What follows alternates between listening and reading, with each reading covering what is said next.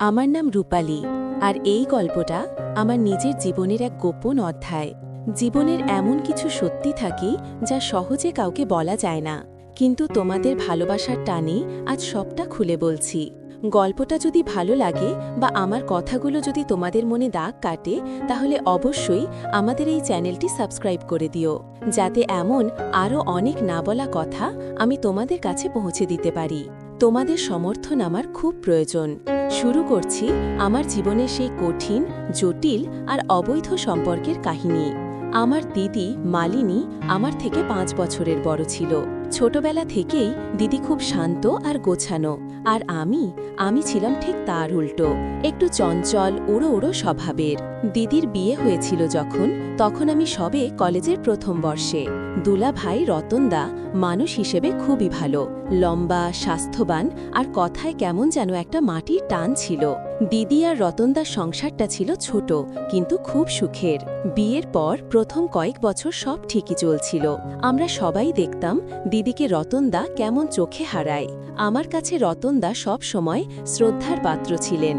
তাকে আমি কেবল দিদির স্বামী হিসেবেই দেখতাম। মনের কোণে অন্য কোনো চিন্তা কোনোদিনও উকি দেয়নি। কিন্তু জীবনের গল্প তো সবসময় সরল রেখায় চলে না।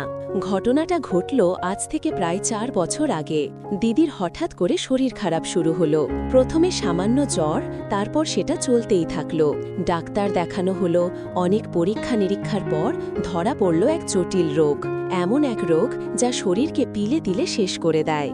চিকিৎসা চলছিল, কিন্তু দিদি ধীরে ধীরে বিছানায় শয্যাশায়ী হতে শুরু করল। আমার বাবা মা গ্রামের দিকে থাকেন, তাদের বয়স হয়েছে, তাই দিদির এই অবস্থায় তারা চাইলেও সারাক্ষণ এসে থাকতে পারতেন না। এদিকে রতনদার চাকরিটাও বেশ কঠিন, অফিস কামাই করা সম্ভব না। দিদির সেবা, ঘর সামলানো সব মিলিয়ে রতনদা একা হিমশিম খাচ্ছিলেন। একদিন ফোন করে রতনদা আমাকে বললেন, রূপা, তুই যদি কিছুদিন এসে থাকতিস, দিদির জন্য একটা ভরসা পেতাম। তোকে ছাড়া আর ভরসা করার মতো কাউকে খুঁজে পাচ্ছি না। আসলে দিদিও চেয়েছিল আমি যেন আসি। ছোটবেলা থেকেই দিদি আমাকে ভীষণ ভালোবাসত।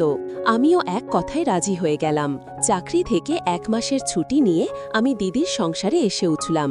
ভেবেছিলাম 1 মাস, কিন্তু সেই আশাটাই আমার জীবনের সবচেয়ে বড় ভুলের শুরু, যেখান থেকে আর ফেরা সম্ভব হয়নি।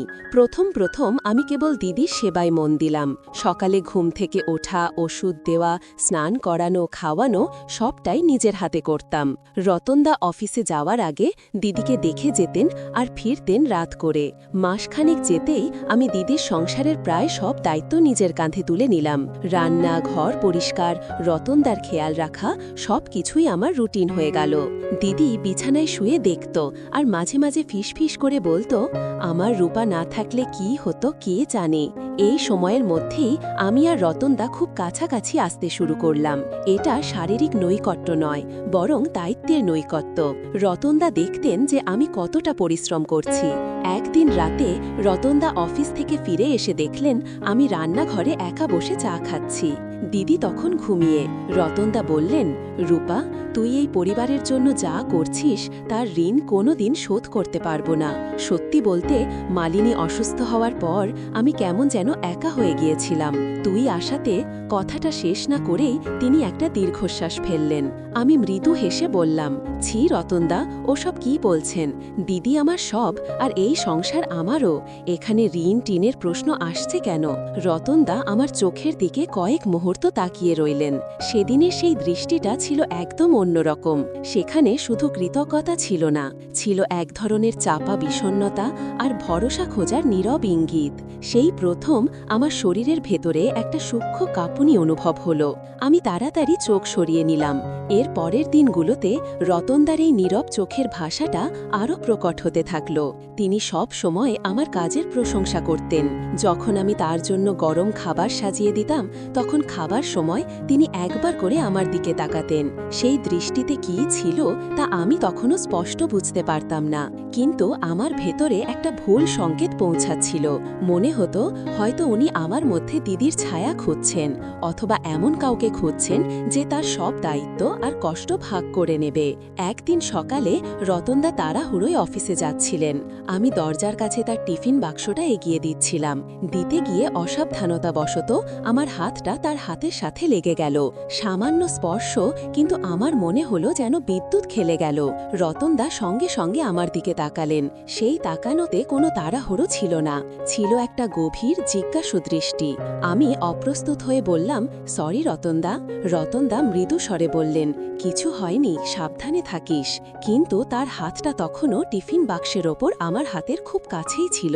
আমি বুকের ভেতর থুকথুক শব্দ শুনতে পেলাম। আমি বুঝতে পারছিলাম আমাদের এই সম্পর্কটা আর দেবর বৌদির সরল রেখায় নেই। কোথাও যেন একটা অদৃশ্য বাঁধ ভেঙে যাচ্ছে, আর সেই ভাঙা শব্দটা শুধু আমরা দুজনই শুনতে পাচ্ছি। আমার 1 মাস ছুটি শেষ হওয়ার কথা ছিল, কিন্তু দিদির অবস্থা ভালো না দেখে আমি আরও 1 মাসের ছুটি বাড়িয়ে নিলাম। দিদি নিজেও আমাকে ছাড়তে চাইছিল না। সেদিন ছিল পূর্ণিমা রাত। দিদি ওষুধ খেয়ে ঘুমিয়েছিল। রতনদা অফিস থেকে ফিরে খাওয়া দাওয়া সেরে নিজের ঘরে গেলেন। আমি সব গুছিয়ে রান্নাঘরে দাঁড়িয়ে জল খাচ্ছিলাম। হঠাৎ দেখি রতনদা এসে আমার পাশে দাঁড়ালেন। ঘুম আসছে না রূপা? রতনদা শান্ত স্বরে বললেন। মালিনীর এই অবস্থা দেখে ভেতর ভেতরে আমি শেষ হয়ে যাচ্ছি।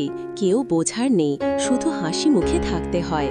রতনদার চোখে জল টলমল করছিল। এত বড় একজন পুরুষকে এত অসহায় অবস্থায় দেখে আমার বুকটা ভেঙে গেল। আমি দুলা ভাইকে শুধু সান্ত্বনা দিতে চাইলাম। আমি বললাম, আপনি চিন্তা করবেন না রতনদা, আমি আছি তো। আমি যতক্ষণ আছি আমি সব দেখব। রতনদা ধীরে ধীরে আমার দিকে ঘুরে দাঁড়ালেন। তার চোখ দুটো ছলছল করছিল। তিনি কোনো কথা না বলে হঠাৎ আমার একটা হাত ধরে ফেললেন। তার হাতে ছিল এক অদ্ভুত উষ্ণতা। রূপা, তিনি বললেন, তুই ছাড়া আমার আর কেউ নেই। মালিনী অসুস্থ, আমি একা, তুই চলে গেলে আমি। তার কণ্ঠস্বর বুঝে এলো। তার এই অসহায়তা, এই কান্না আমার জন্য ছিল এক ইমোশনাল ব্ল্যাকমেল। আমি ভুলে গেলাম যে উনি আমার দিদির স্বামী। আমি তখন শুধু দেখতে পেলাম একজন অত্যন্ত নিঃসঙ্গ পুরুষকে যে ভরসা চাইছে। আমি আর নিজেকে ধরে রাখতে পারলাম না। আমার ভেতরের নারী যে দয়া, মমতা আর আকর্ষণ জমা হচ্ছিল তা একসাথে বেরিয়ে এলো। আমি নিঃশব্দে তার অন্য হাতটাও ধরলাম। কাঁদবেন না রতনদা, আমি ফিসফিস করে বললাম। তিনি আমার হাত ধরে এক মুহূর্ত স্থির হয়ে রইলেন। তারপর খুব ধীরে তিনি আমার দিকে একটু ঝুঁকে এলেন। আমাদের মধ্যে আর কোনো দূরত্ব ছিল না। তার নিঃশ্বাসের উষ্ণতা আমার মুখে এসে লাগছিল। সেই মুহূর্তে আমি যেন এক ঘোর অনুভব করলাম। আমার শরীরের ভেতরে থাকা কোনো এক অজানা উত্তেজনা মাথা চাড়াকিয়ে উঠল। আমি নিজের ওপর নিয়ন্ত্রণ হারালাম। এই সম্পর্কটা যে ভুল, এটা যে সামাজিকভাবে নিন্দনীয়, সেই চিন্তা এক লহমায় আমার মাথা থেকে উধাও হয়ে গেল। আমি শুধু সেই উষ্ণতা আর নির্ভরতা খুঁজছিলাম, যা এই নিঃসঙ্গ রাতে আমাদের দুজনকে কাছে এনেছিল। রতনদা আমার হাতটা ধরলেন এবং তার শরীরটাকে খুব আলতো করে আমার শরীরের সঙ্গে চেপে ধরলেন। এটা এমন এক স্পর্শ যা আমাদের অনৈতিক সম্পর্কের ভিত্তি স্থাপন করল। তিনি আমাকে ধরেছিলেন বটে, কিন্তু তিনি যেন আমাকে আঁকড়ে ধরে তার সব কষ্ট প্রকাশ করতে চাইছিলেন। সেই স্পর্শের ভাষা ছিল, আমি একা, তুমি আমাকে এই শূন্যতা থেকে মুক্তি দাও। আমিও তাকে বাধা দিলাম না, বরং আমার মনে হলো এই স্পর্শে আমি আমার জীবনের সবচেয়ে বড় ভুলটা করছি। আমার ভেতরে এক স্রোত বইতে শুরু করল। সেই রাতে আমাদের মধ্যে যা ঘটল তার কোনো সামাজিক স্বীকৃতি নেই। এটা ছিল দিদির অসুস্থতার সুযোগে একটা অবৈধ সম্পর্কের সূচনা। সেই সম্পর্ক শারীরিক গভীরতার চেয়েও বেশি মানসিক। আমরা একে অপরের নিঃসঙ্গতা আর দুর্বলতার আশ্রয় হয়ে উঠলাম। এরপর থেকে আমাদের জীবনে একটা নতুন রুটিন শুরু হলো। দিনের বেলা আমি দিদির যত্ন নিতাম, রান্না বান্না করতাম, বাড়ির সব কাজ সামলাতাম, এক কথায় একজন নিখুঁত ছোট বোনের মতো। আর রাত নামলেই, বিশেষত যখন দিদি ওষুধ খেয়ে গভীর ঘুমে আচ্ছন্ন থাকত, তখন রতনদার সঙ্গে আমার গোপন সম্পর্ক আরও গভীর হতো। আমরা এক ঘরে থাকতাম না, কিন্তু গভীর রাতে যখন সবাই ঘুমিয়ে পড়ত, তখন রতনদা হয়তো আমার কাছে আসতেন বা আমি যেতাম তার ঘরে। আমাদের কথাবার্তা চলত অনেক রাত পর্যন্ত। সেই কথাগুলো ছিল সব আবেগ, আকাঙ্ক্ষা আর ভবিষ্যতের স্বপ্ন নিয়ে। রতনদা মাঝে মাঝে বলতেন, মালিনীর কথা ভাবলে আমার খুব কষ্ট হয় রূপা, কিন্তু যখন তোকে দেখি তখন মনে হয় জীবনটা বোধহয় এখনো পুরোপুরি শেষ হয়ে যায়নি। আমি জানতাম এই কথাগুলো একদিক থেকে আমাকে দোষী বানাচ্ছিল, আরেক দিক থেকে আমাকে এই সংসারে প্রতিষ্ঠিত করছিল। আমি ধীরে ধীরে দিদির জায়গায় আসীন হচ্ছিলাম। আমাদের ঘনিষ্ঠতা এমন জায়গায় পৌঁছালো যে সামান্য একটা ইঙ্গিত বা একটা স্পর্শেই আমরা একে অপরের মনের কথা বুঝতে পারতাম। একদিন রাতে আমি রান্নাঘরে কাজ করছি, দিদিকে খাইয়ে দিয়ে এসেছি। রতনদা এসে দাঁড়ালেন পেছনে। আমি তার উপস্থিতি টের পেলাম। তিনি আমার কাঁধের ওপর দিয়ে আলতো করে হাত বাড়িয়ে ফ্রিজ থেকে জলের বোতলটা নিলেন। তার হাতের কবজিটা এক লহমার জন্য আমার ঘাড় ছুঁয়ে গেল। সেই নিরাপদ স্পর্শ আমার শরীরে এক তীব্র উত্তেজনার জন্ম দিল। আমি কোনো কথা না বলে জলের বোতলটা নিলাম, আর রতনদা যাওয়ার সময় আমার কোমরটা আলতো করে ছুঁয়ে গেলেন। আমাদের এই নীরব ইশারা ইঙ্গিতই আমাদের সম্পর্কে সবচেয়ে বড় ভাষা হয়ে উঠল। আমি বুঝতে পারতাম তিনি একজন স্বামীর অধিকার চাইছেন, আর আমি সেই অধিকারকে ভুল ইশারার মাধ্যমে পূরণ করে দিচ্ছিলাম। এটা ছিল এক ধরনের অপরাধের খেলা, যেখানে হার জিতের চেয়ে পাপবোধই ছিল বেশি।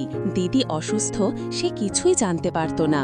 তার সরল চোখ দুটো আমার দিকে তাকিয়ে কেবল কৃতজ্ঞতা খুঁজে